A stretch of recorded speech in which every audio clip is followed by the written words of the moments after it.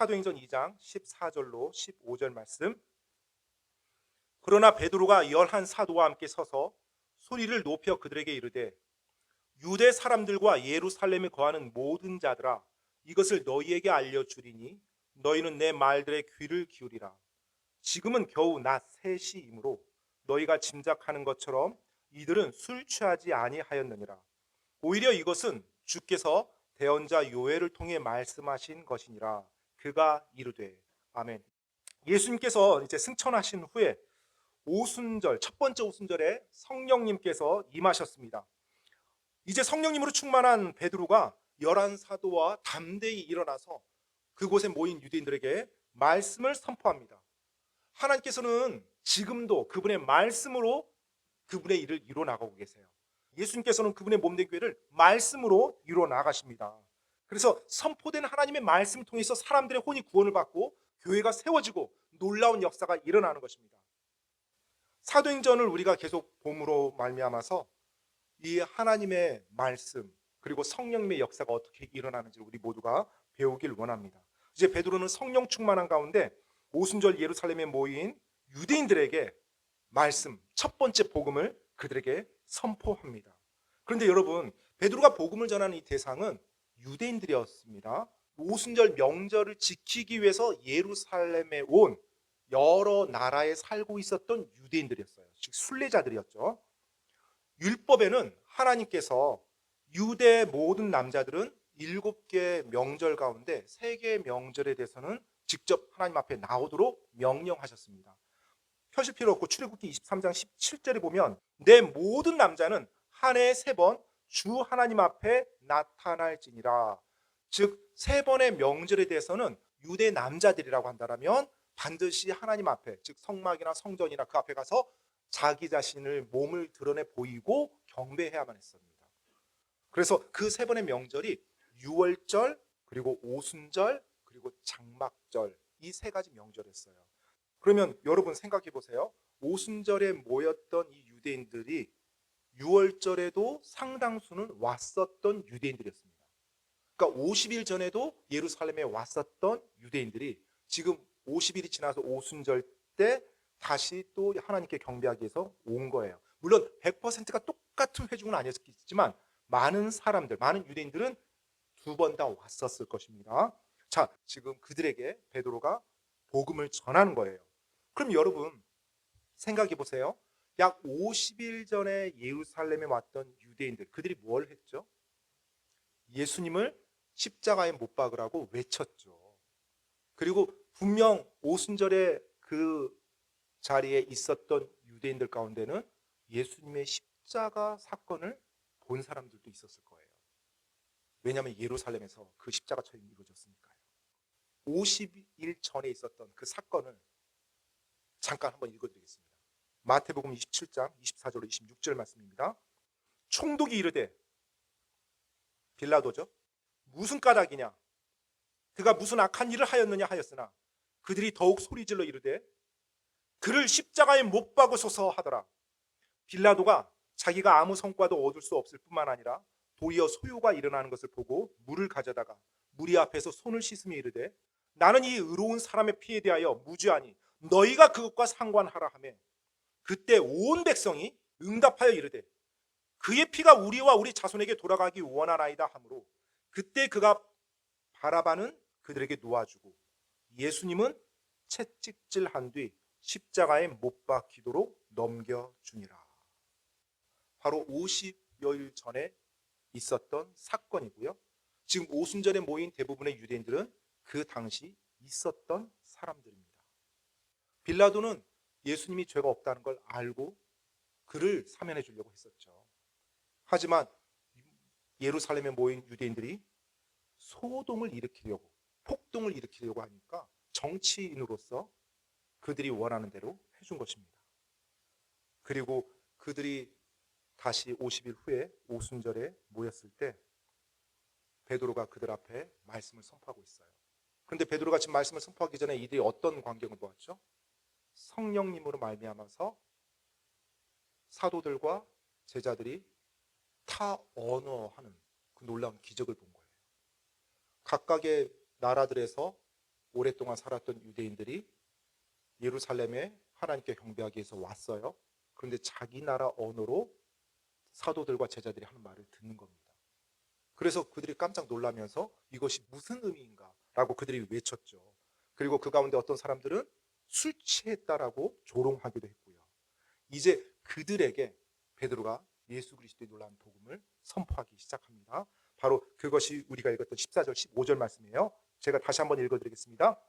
그러나 베드로가 열한 사도와 함께 서서 소리를 높여 그들에게 이르되 유대 사람들과 예루살렘에 거하는 모든 자들아 이것을 너희에게 알려주리니 너희는 내 말들에 귀를 기울이라.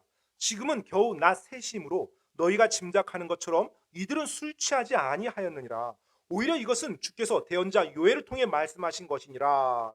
자, 지금 베드로가 먼저 조롱하는 자들의 입술을 잠잠케 만들어 버립니다. 뭐라고요? 지금은 겨우 낮 3시이므로. 참고로 유대인들의 그 시간은 아침 6시부터 낮 시간으로 시작이 됩니다. 그러니까 지금 겨우 낮 3시라고 말하면 오전 9시예요. 6시부터 이제 시간이 계산이 되니까요. 그래서 보통 여러분 성경에 나오는 시간이 나오면 6을 더해서 계산해 보면 맞습니다. 지금 낮 3시니까 오전 9시. 오전 9시이기 때문에 술 마시는 사람이 누가 있냐, 술 취하는 사람이 어디냐 라는 말도 있고요. 또 한편으로는 유대 전통에 따르면 안식일이나 유대 명절같이 거룩한 날에는 아침 9시까지는 먹거나 마시지 않았다고 합니다. 이들이. 그러니까 9시가 지나고 나서 이렇게 그들이 음식을 섭취했다고 해요. 그러니까 지금 베드로가 하는 말은 여러 가지 의미가 담겨져 있습니다. 지금 낮 3시인데, 겨우 낮 3시인데 무슨 포도즙을 마시고 취하냐, 이제 이런 말을 하는 거예요. 그래서 그들의 주장이 말도 안 된다는 것을 먼저 확실하게 선포하고, 그리고 지금 이 일, 그들이 보았던 그 타원의 기적이 어떤 의미인지를 설명해 줍니다. 그런데 이제 설명하기 시작하면서 베드로는 자기 생각, 자기 논리를 말하잖아요. 성경 말씀을 인용해서 지금 유대인들에게 설명해 줘요. 그 당시 이들이 가지고 있었던 성경 기록은 뭐만 있었을까요? 구약만 있었어요. 그래서 구약의 말씀을 가지고서 지금 유대인들이 보았던 성령님의 놀라운 역사를 이제 설명해 줍니다. 구약의 성령님에 대한 이야기를 꺼내요. 바로 그 구약의 내용이 요엘서입니다. 일단 사도행전 2장 16절로 21절 말씀까지 제가 읽어드리고 말씀드리겠습니다. 오히려 이것은 주께서 대언자 요엘을 통해 말씀하신 것이라. 그가 이르되 하나님이 말하노라. 마지막 날들에 내가 내 영을 모든 육체에게 부어주리니 너희의 아들 딸들은 대언하며 너희의 젊은이들은 환상들을 보고 너희의 늙은이들은 꿈을 꾸리라. 그 날들에 내가 내 영을 내 남종들과 여종들에게 부어주리니 그들이 대언할 것이요 또 내가 위로 하늘에서는 이적들을 보이며 아래로 땅에서는 표적들을 보이리니 곧 피와 불과 연기니라. 저 크고 주목할 만한 주의 날이 오기 전에 해가 변하여 어둠이 되고 달이 변하여 피가 될 것이나 누구든지 주의 이름을 부르는 자는 구원을 받으리라 하였느니라. 아멘. 자, 이 말씀을 지금 요엘서를 인용해서 한 말씀이에요.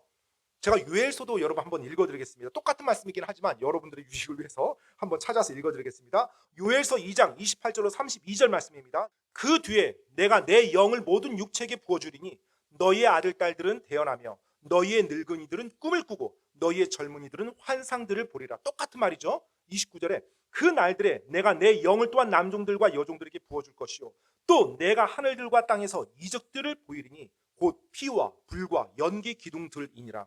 크고 두려운 주의 날이 오기 전에 해가 변하여 어둠이 되고 달이 변하여 피가 될 것이나 누구든지 주의 이름을 부르는 자는 구출을 받으리니 주가 말한 대로 시온산과 예루살렘에 구출이 있으며 주가 부를 남은 자들에게도 구출이 있으리라. 아멘.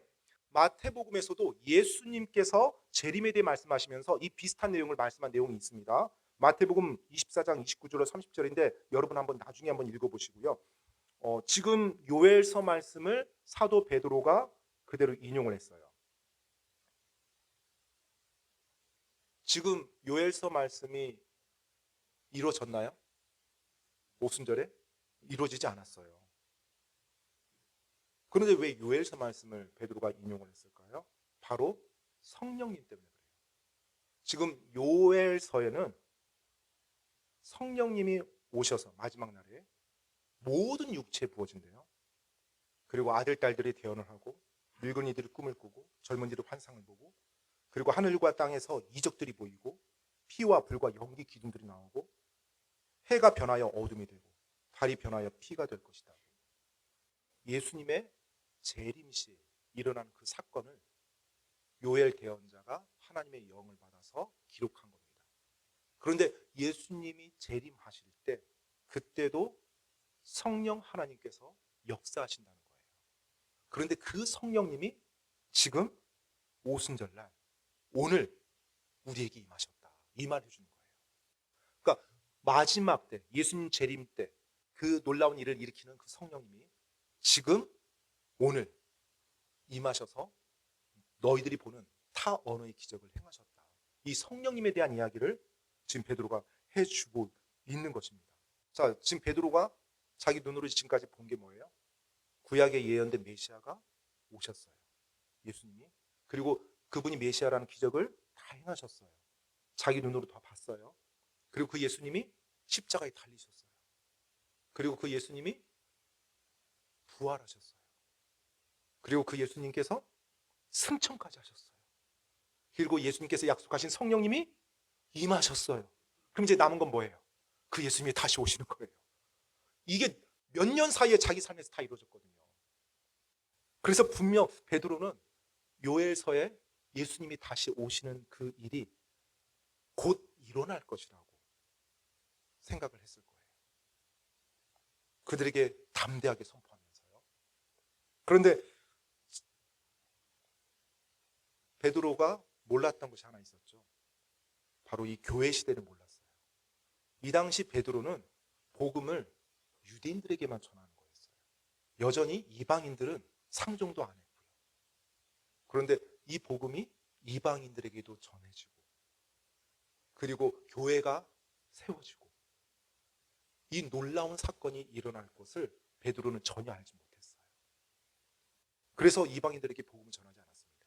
사도행전 10장에서부터 이제 첫 번째 이방인이 구원받고 그때부터 이방인들에게 복음 전해지는 사역이 이루어지기 시작해요. 그래서 베드로가 아마 그런 기대를 가지고 말씀을 전했을 것 같아요. 자, 그러면서 베드로가 그 요엘서 2장 그 32절 말씀을 인용하면서 단어 하나를 바꿉니다. 요엘서 2장 32절에는 누구든지 주의 이름을 부르는 자는 구출을 받으리라 라고 했어요. 이 말이 무슨 말이냐면 예수님께서 재림하시기 전, 즉 대환란 기간이 펼쳐집니다. 그때 살아서 남아있는, 즉 예수님을 믿음으로 살아서 남아있는 유대인들, 그들 모두가 구출을 받는다는 얘기예요. 예수님이 다시 이 땅에 오실 때. 그런데 베드로는 그 말을 구출이 아니라 뭐로 바꿨어요? 구원으로 바꿨어요. 구원. 즉 이때가 지금 예수님 재림 때 마지막 때가 아니거든요. 마지막 때 그렇게 구출을 받는 거고 지금 너희는 예수님을 믿고 구원받아야 된다. 그런데 어떻게 하면 구원받는다고 그래요? 누구든지 주의 이름을 부르는 자. 참고로 지금 베드로가 이 말을 할 때까지 아직 예수님에 대한 이야기는 안 했어요. 우리는 예수님이라는 걸 알고 있지만 아직 예수님에 대한 얘기 안 했습니다. 뭐까지만 얘기했어요? 주의 이름을 부르는 자. 그리고 나서 이제 뭘 설명해야 될까요? 그 주가 누군지를 설명해 줘야죠.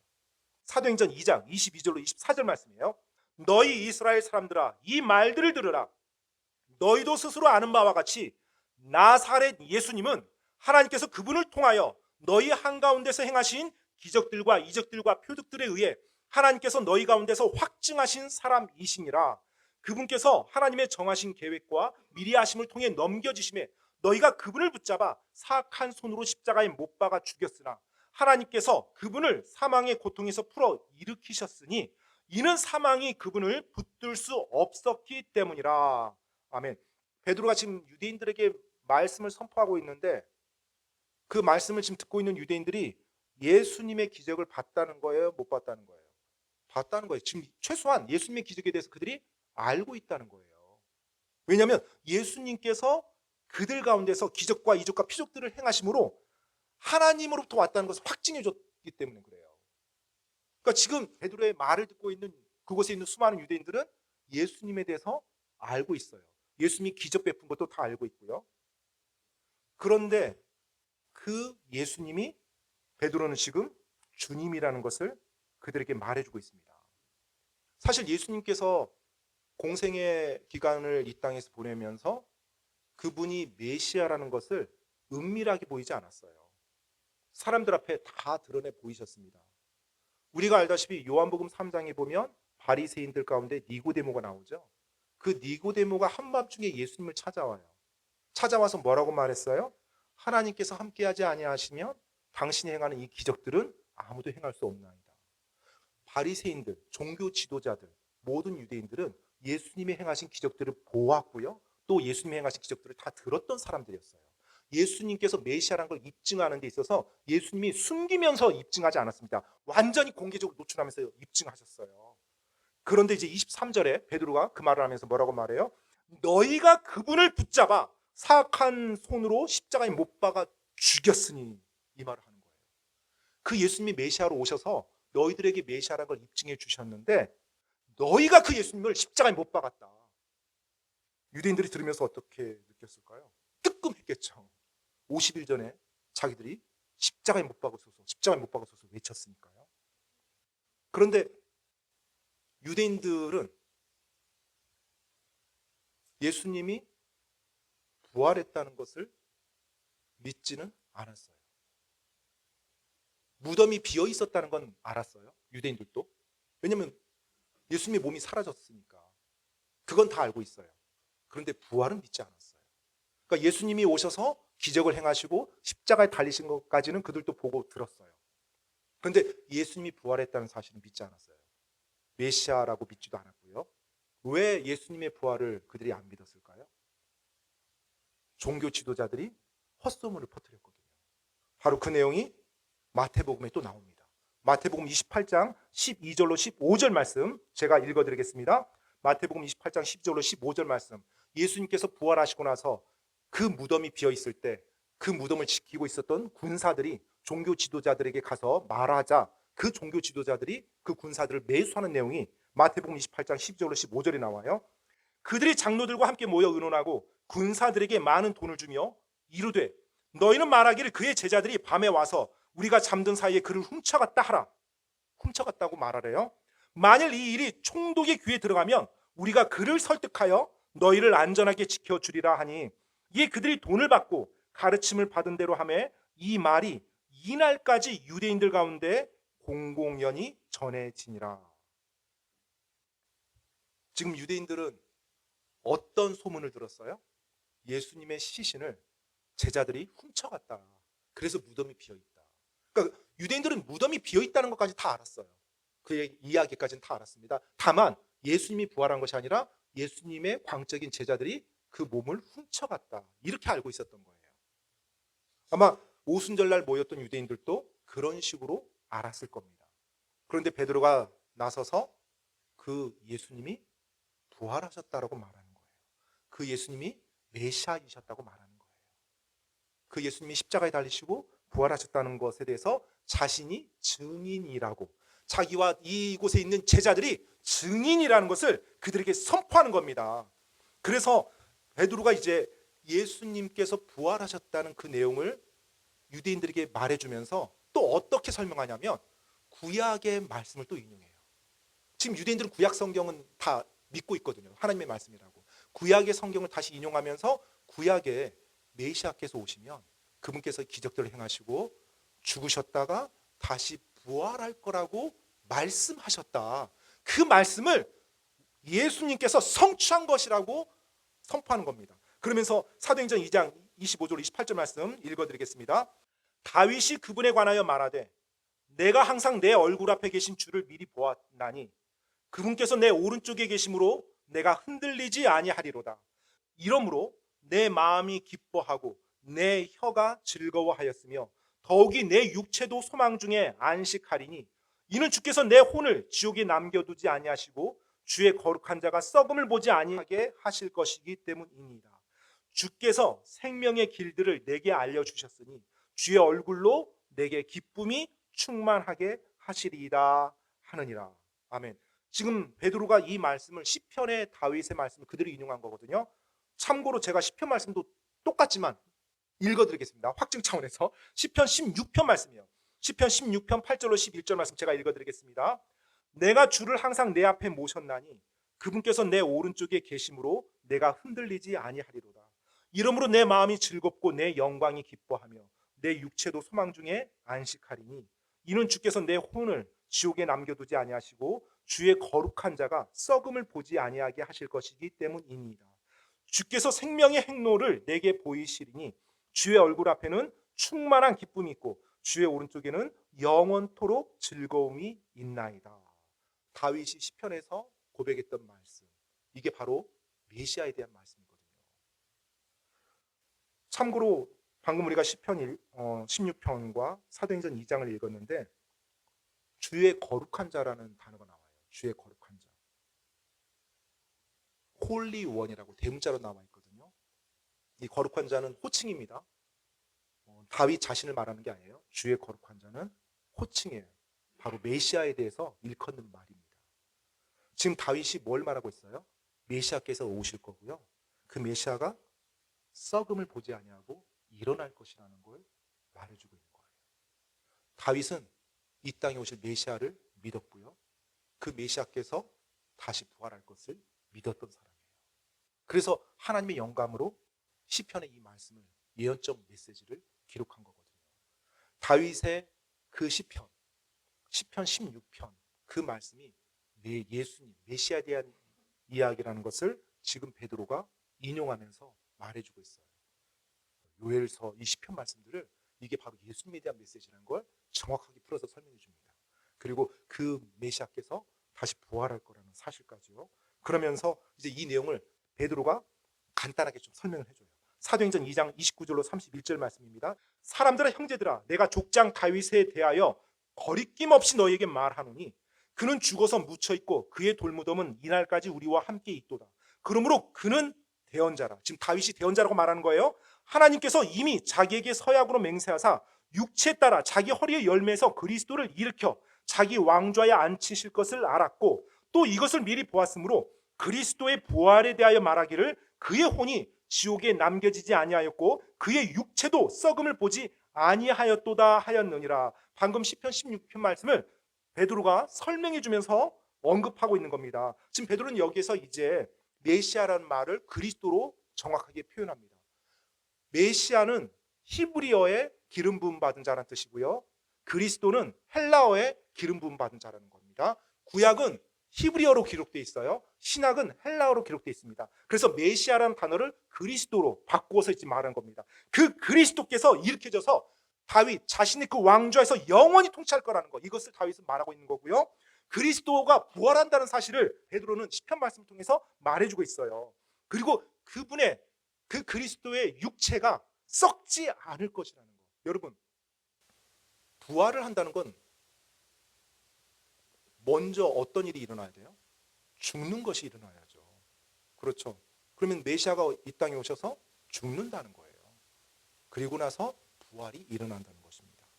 그리고 부활은 언제 일어나요? 썩음을 보지 않고 일어나요.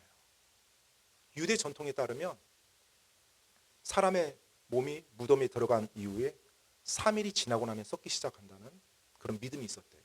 그러면 썩음을 보지 않으려면 최소한 며칠 후에 부활이 일어나야 돼요. 3일째는 부활이 일어나야 돼요. 그래서 예수님께서 예전에 나사로를 살릴 때도 3일이 지나고 나서 도착하셨죠.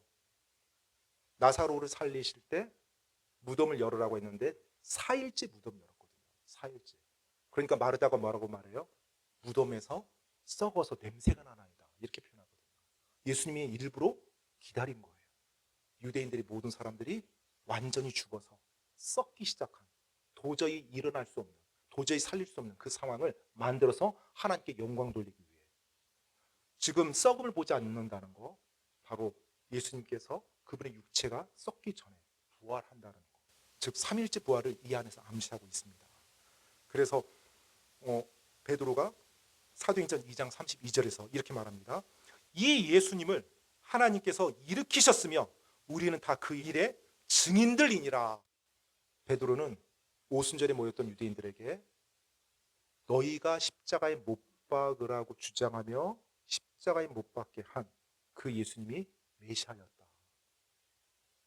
그 예수님이 메시아였다. 그리고 그 예수님이 다시 부활하셨다. 너희가 생각하는 것처럼 제자들이 우리가 훔쳐간 게 아니라 다시 부활하셨다. 그 부활은 구약에 이미 예언되어져 있었던 것이었고 그 예언이 정확히 성취된 것이다. 예수님이 행하셨던 기적들도 예언돼 있었던 건데 그분이 살아계셨을 때 다 성취하셨다. 그리고 그분의 부활도 예언되어 있었던 것인데 성취하신 것이다. 그걸 말하면서 우리가 그 일의 증인들이라고 선포합니다. 그러면서 이제 베드로가 이어서 사도행전 2장 33절에 35절에 이렇게 말씀합니다. 그러므로 그분께서 하나님의 오른손에 의해 높여지시고 아버지에게서 성령님을 약속으로 받아 너희가 지금 보고 듣는 이것을 부어주셨느니라. 이제 성령님을 약속으로 받았다는 얘기를 이제 다시 꺼냅니다. 34절 다윗은 하늘들로 올라가지 아니하였으나 친히 이르되 주께서 내 주께 말씀하시기를 내가 내 원수들을 내 발받침으로 삼을 때까지 너는 내 오른쪽에 앉아 있으라 하셨도다 하느니라. 자, 이 부분에서 베드로가 다시 한번 또 시편 말씀을 인용합니다. 너무나 놀랍게 지금 베드로가 설교를 하고 있는 거예요. 그 유대인들에게요. 시편 110편 1절 말씀 제가 한번 읽어드리겠습니다. 주께서 내 주께 말씀하시기를, 똑같죠? 내가 내 원수들을 내 발받침으로 삼을 때까지 너는 내 오른쪽에 앉아 있으라 하셨도다. 지금 이 시편 110편도 다윗이 기록한 겁니다. 그런데 구약 성경이 보면 주께서 내 주께 말씀하시기를, 이 부분에서 앞에 주는요, 여러분 성경책에 굵은 고딕체로 돼 있을 거예요. 혹시 영어 성경이 같이 돼 있다면 대문자 LORD로 돼 있어요. 그리고 뒤에 주에 내 주께 해서 그 주는 그냥 고딕체로만 돼 있습니다.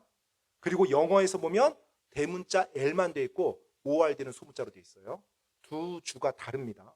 한국어로 표현이 어려워서 지금 굵은 고딕체 그리고 일반 고딕체로 표현한 겁니다. 흥정역에서요. 자, 앞에 주, 즉 대문자 LORD는 여호와 하나님 말하고 있어요. 여호와 하나님. 그리고 뒤에 내 주께 말씀하시기를 할 때 대문자 L, 그 다음에 소문자 ORD, 이 주는 바로 메시아, 아들 하나님을 말하고 있어요. 히브리어에서는 아도나이라고 말합니다. 앞에 주는 여호와고요, 뒤에 주는 아도나이, 내 주님, 내 주인이라는 뜻이에요. 즉 메시아를 말합니다. 그러면 여러분 지금 다윗이 시편 110편을 기록할 때 어떤 말을 하고 있는 거예요? 아버지 하나님께서 메시아, 아들 하나님에게 말씀하시기를 내가 너의 원수들을 내 발받침으로 삼을 때까지 너는 어디 있어야 된다고요? 내 오른쪽에 앉아 있어야 되는 거예요. 그러면 아들 하나님, 메시아가 이 땅에 옵니다. 그리고 이 땅에 오신 메시아가 이제 어디에 계셔야 돼요? 아버지 하나님 오른쪽에 앉아 있어야 돼요. 그러면 그 말은 지금 무슨 말이에요? 부활하셔야 된다는 얘기죠. 그분이 계속 땅에 계실 수 없다는 거예요. 부활하셔야 된다는 거예요. 그리고 부활하셨을 때 성령님을 보내주신다고 한 거고요. 그 내용을 베드로가 지금 유대인들에게 설명해 주고 있어요. 그러면서 이제 유대인들이 이 말을 들었을 때 어떤 느낌이었을까요? 감탄하지 않았을까요? 막 이제까지 이런 설교 못 들어봤을 거예요, 유대인들이요. 요엘서의 말씀이 그 의미였어? 아, 시편의 그 말씀이 그 의미였어? 아마 깜짝 놀랐을 겁니다, 그곳에 모였던 유대인들이. 와, 그런데 그 예수님이 우리에게 오신 메시아였어? 아마 깜짝 놀랐을 거예요. 그 상황에서 베드로가 이제 마지막으로 성령의 검으로 깊숙이 그들의 마음을 찔러버립니다. 그 다음 말로. 그 다음 말이 뭐예요? 사도행전 2장 36절. 그러므로 이스라엘 온 집은 이것을 확실히 알지니 곧 너희가 십자가에 못 박은 그 동일한 예수님을 하나님께서 주와 그리스도로 삼으셨느니라 하니라. 아멘. 너희가 십자가에 못 박은 그 동일한 예수님을 하나님께서 주와 그리스도로 삼으셨다는 거예요. 아까 앞에서 요엘서에서 뭐라고 말했어요?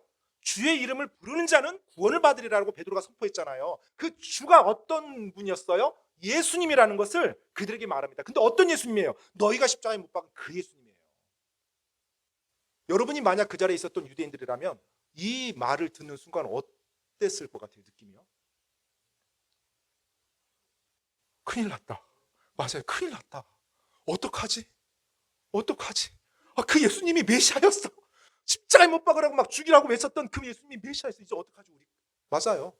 정확하게 그렇게 느꼈어요. 그 유대인들이요. 사도행전 2장 37절로 41절.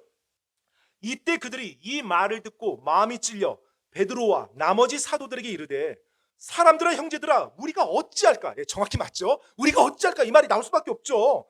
38절.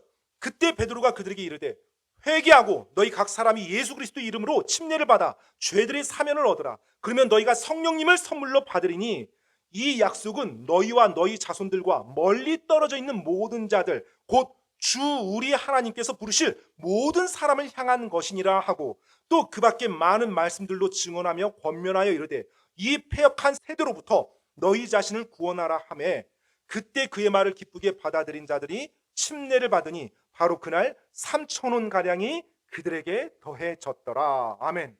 유대인들이요 베드로의 그 말씀을 듣고 어찌할까 이 말이 탄식이 나온 거예요. 그러자 이제 베드로가 어떻게 구원받는지를 말해줍니다. 회개하라는 거예요.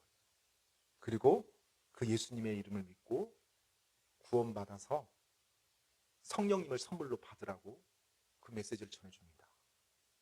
그러자 그들이 그 말씀을 받아들여서 기쁘게 받아들였다고 했어요. 기쁘게. 와, 우리가 이렇게 끝나는 게 아니구나. 그 메시아를 우리가 죽이라고 막 외쳤지만 이렇게 끝나는 게 아니구나. 구원받을 수 있는 길이 있었구나. 그러면서 그 예수님을 메시아로 기쁘게 받아들이고 그리고 구원받습니다. 성경에는 그날 3,000원 가량이 그들에게 더해졌다고 기록되어 있어요.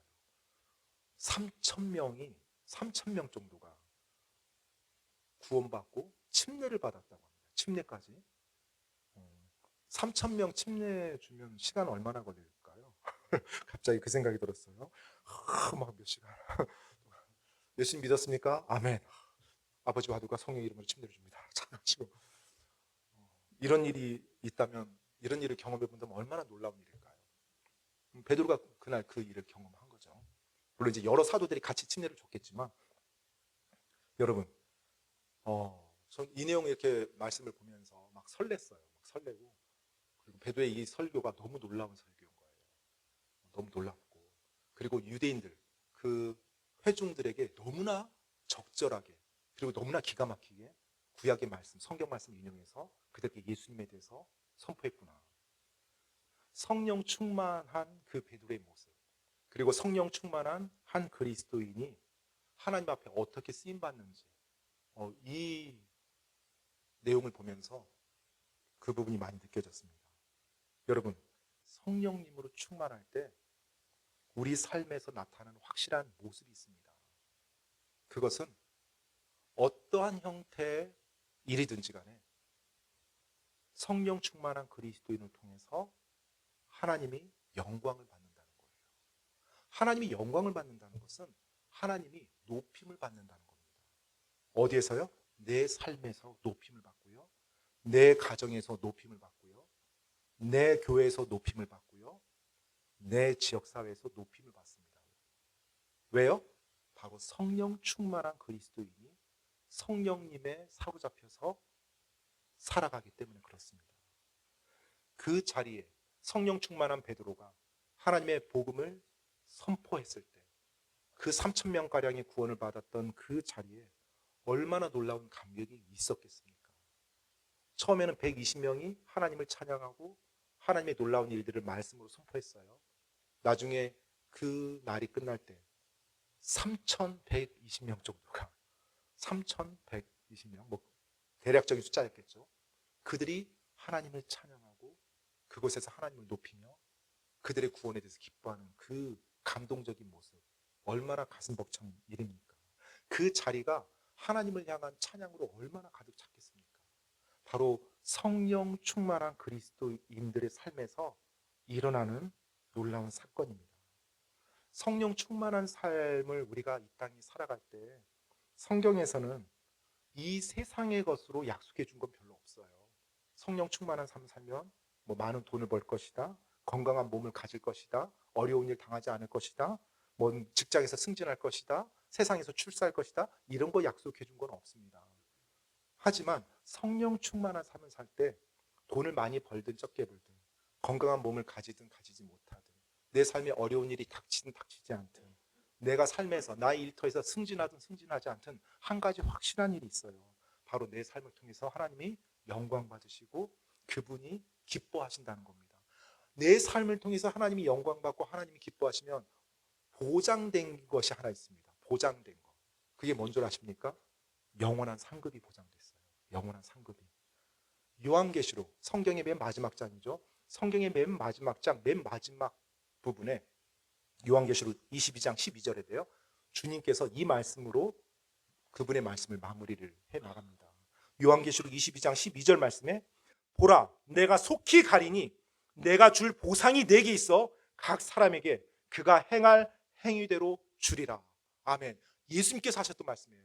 뭐라고요? 내가 속히 갈 것이라는 겁니다. 예수님이 재림할 거라는 거예요. 그런데 오실 때 그냥 오는 게 아니라는 거예요. 우리에게 줄 보상을 가지고 오신다고 말씀하셨어요. 어쩌면 베드로는 그날 그 예수님의 재림을 고대하면서 예수님이 다시 오실 때 자신에게 주실 그 보상을 고대했을지도 모르겠어요. 주님께서는 약속해 주셨습니다. 하나님의 사람들에게 너희가 이 땅에서 살아가는 그 삶, 나를 위해서 살아가는 삶, 그리고 성령님에 의해서 살아가는 삶, 너희가 하나님의 말씀에 순종하며 살아가는 삶, 이게 헛된 것 절대 아니다. 왜냐하면 너희들에게 영원한 보상을 내가 가지고 올 것이니까. 여러분, 주님의 말씀에 순종하며 매 순간순간 내 자신을 성령님께 내어드리는 삶을 우리가 살아갈 때 바로 우리의 삶을 통해서 하나님의 영광 받으시고 그분이 기뻐하시고 그리고 우리에게 주어진 놀라운 상급이 저 하늘에 쌓인다는 것입니다.